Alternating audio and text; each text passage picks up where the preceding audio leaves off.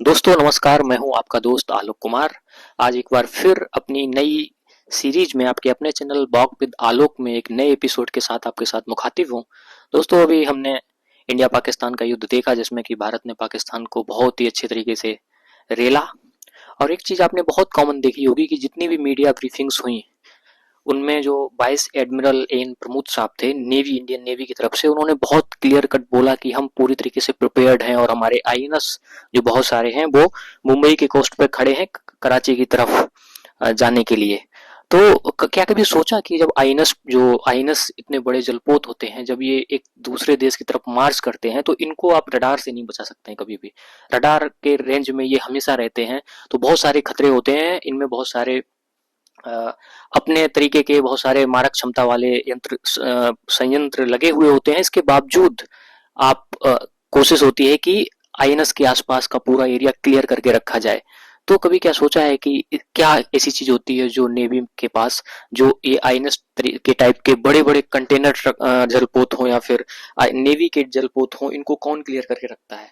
तो एक और अकेला जवाब आता है, वो होती है पनडुब्बियां, जिनको सबमरीन भी बोलते हैं।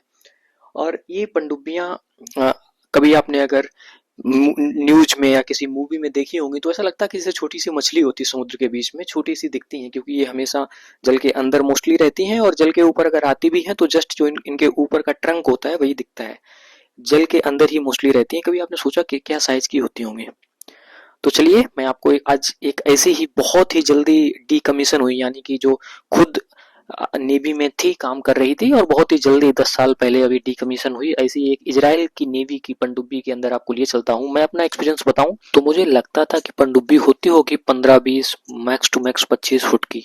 एक मूवी भी आई है द गाजी अटैक करके, जिसका जो 1971 वॉर के बारे में, इंडिया पाकिस्तान के, जिसमें उनके आईएनएस गाजी को एक भारतीय पनडुब्बी ने कहीं ना कहीं पूरा घेर रखा था। और तो मुझे ऐसा लगता था कि ये 20-25 फुट की होती होगी, लेकिन जब आज मैं मुझे मौका मिला, एक ऐसे म्यूजियम है, नेवी का म्यूजियम है, वहां जाने का, और जब मैंने देखा पनडुब्बी का साइज, भाई साहब मुझे सच में विश्वास नहीं हो रहा था कि इतनी बड़ी पनडुब्बी होती है क्या। आप अगर एयरलाइंस की बात करें तो बोइंग 777 जो जहाज होता है, करीब करीब उसके दो दो ऐसे बोइंग 7 लग जाए तब एक पनडुब्बी बनेगी करीब करीब।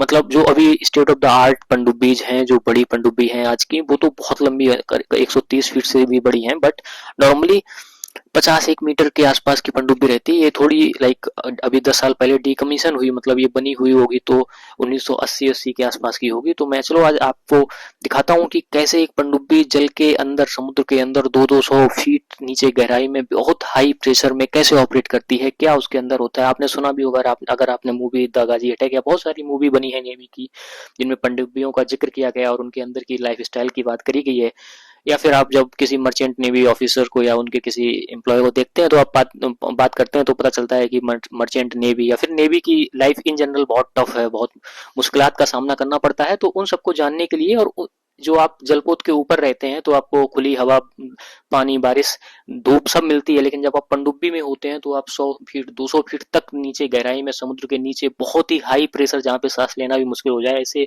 कंडीशंस में रहते हैं।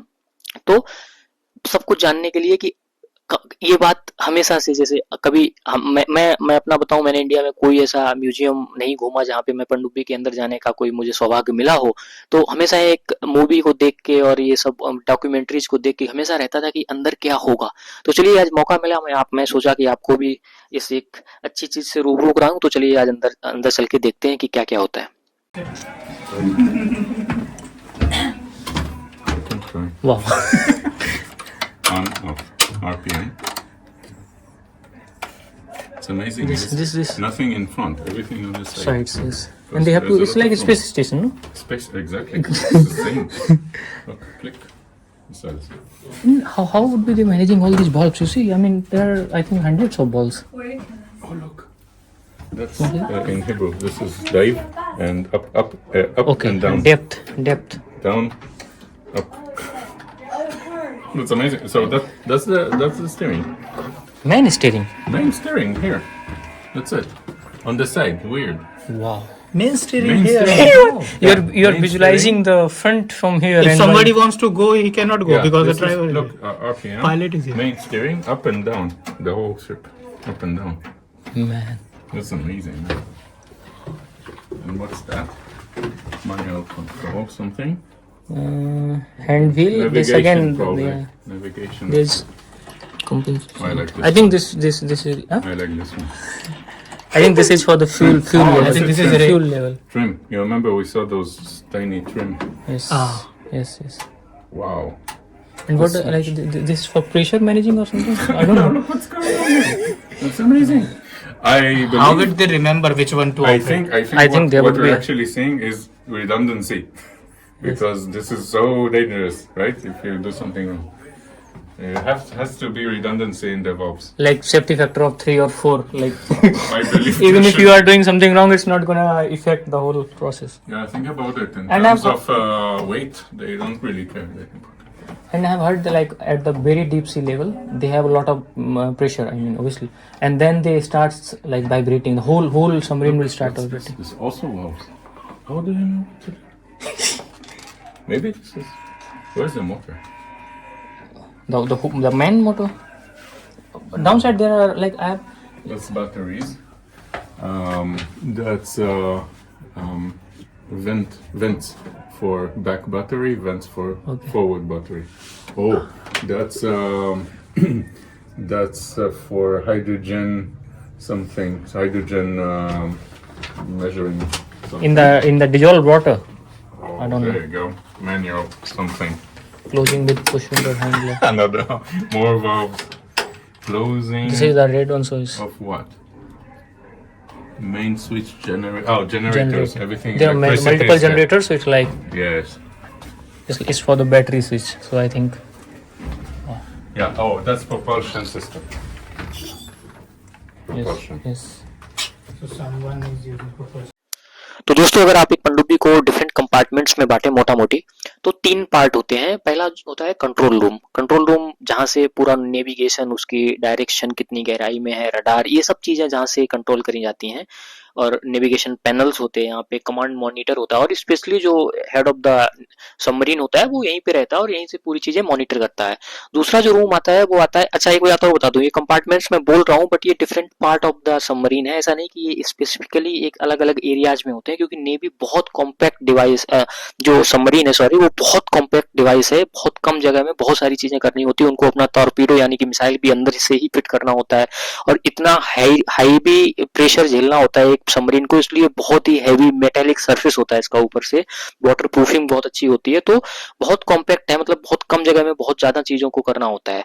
तो इसलिए जो पहला बताया वो कंट्रोल रूम होता है। दूसरा इंजन रूम होता है जहाँ पे बैटरी या फिर कुछ सबमरीन हैं जिनको न्यूक्लियर रिएक्टर की तरह से चलाया जाता है, डीजल इलेक्ट्रिक इंजन होते हैं और बैटरीज भी सपोर्ट के लिए रहती हैं कि अगर 3-4 वीक तक अंदर रहना पड़े तो आप बैटरीज का सहारा भी ले सकते हो बिना सतह पे आए। जैसा कि मैंने बताया कि जो दिखती है तो थोड़ी चिड़िया या मछली जैसी दिखती है, लेकिन सच में अंदर गहराई में बहुत कुछ होता है।